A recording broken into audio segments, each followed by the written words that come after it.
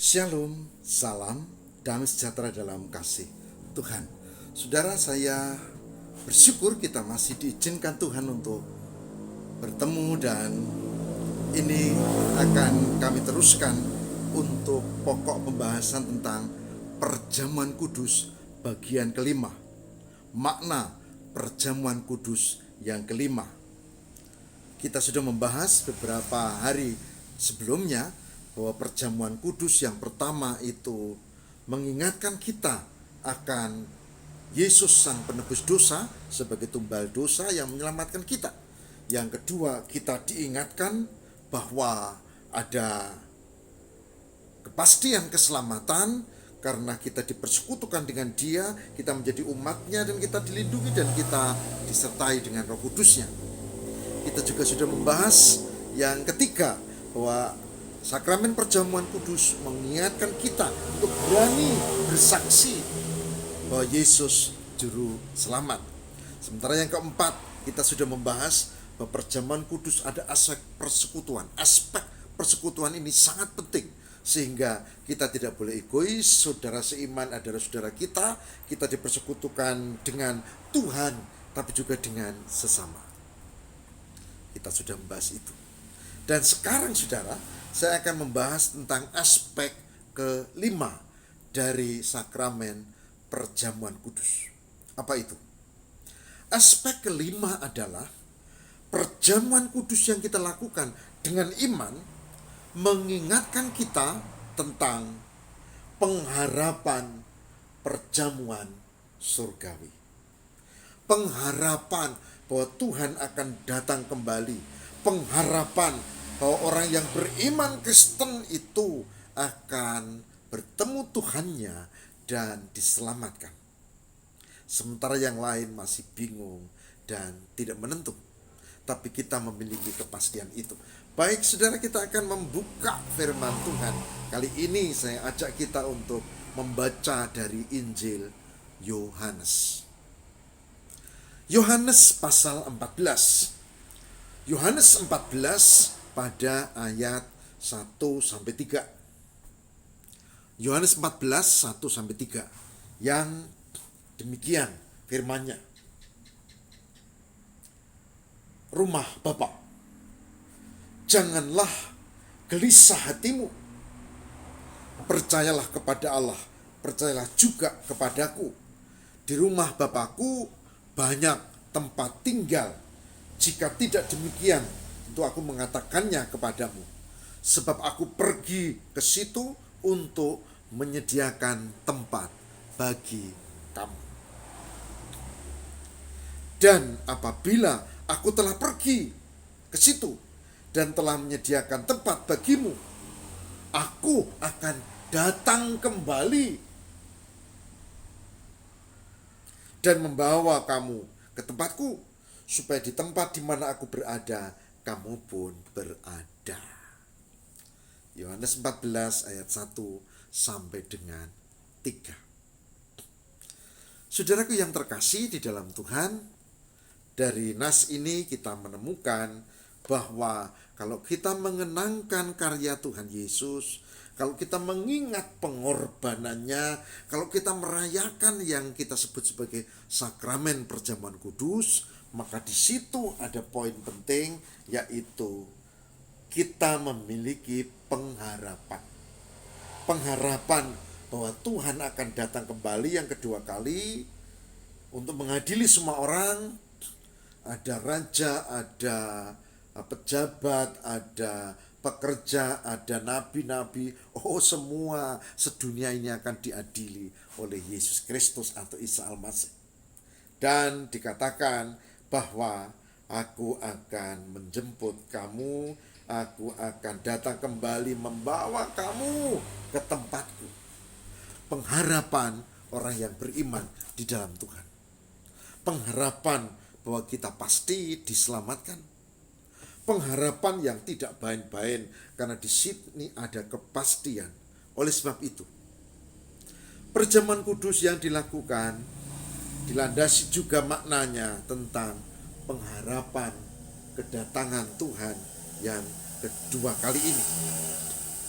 kedatangan untuk menjemput kita, untuk menyelamatkan kita. Nah, saudara-saudara, oleh sebab itu dikatakan pada ayat 1, janganlah gelisah hatimu, percayalah kepada Allah, percayalah kepadaku, kata Yesus. Jangan gelisah hatimu. Kata-kata ini penting karena apa? Karena seringkali kita hidup di dunia, dan kita masih di dunia. Kita menghadapi banyak masalah, bukan? Tidak hanya masalah ekonomi, uang, tapi juga masalah kesehatan. Ya, tidak terduga itu penyakit sekarang datang, dan itu mengerikan. Tidak hanya masalah ekonomi dan masalah kesehatan, tapi juga bisa masalah relasi antara suami istri, orang tua anak, atau teman, atau di tempat kerja, atau di masyarakat. Ada masalah. Belum lagi dengan persoalan-persoalan sosial lainnya. Mencari pekerjaan sulit. Bahkan ada yang bilang orang beriman itu mencari jodoh juga tidak mudah. Sehingga banyak yang kemudian mendapat jodoh tidak seiman, dan dia mengorbankan imannya karena tidak punya pilihan lain. Katanya begitu. Bukankah itu realistis? Itu nyata. Tetapi firman Tuhan hari ini, saudara, kita menemukan fakta, dikatakan jangan gelisah hatimu, karena Tuhan itu menyertai kita, Tuhan menolong kita, pada Yohanes 14. Maka kata kunci yang paling penting di sini adalah percayalah. Percayalah kepada Allah, percayalah juga kepada Yesus. Saya berharap kita melakukan perjamuan kudus, jangan menghilangkan makna yang kelima ini. Sebab kalau makna ini hilang, pengharapan ini, maka kita lalu kehilangan harapan. Orang kalau kehilangan harapan, kehilangan semangat. Orang kalau kehilangan harapan dan semangat, ya kehilangan keinginan untuk hidup lebih baik. Maka biasanya orang yang bunuh diri itu karena sudah tidak punya harapan. Dia pikir dengan bunuh diri masalahnya beres. Dia pikir begitu, padahal tidak. Nah, oleh sebab itu saudara, sebagai hambanya, saya hari ini mengajak makna perjamuan kudus yang kelima adalah pengharapan di dalam Tuhan. Pengharapan di tengah aneka kesulitan, persoalan, masalah, rintangan, bahkan mungkin ancaman. Pengharapan kepada Tuhan. Saya berdoa, semoga ibu bapak yang sekarang berbeban berat, semoga kita yang saat ini punya pergumulan yang sangat berat, kita tidak kehilangan harapan.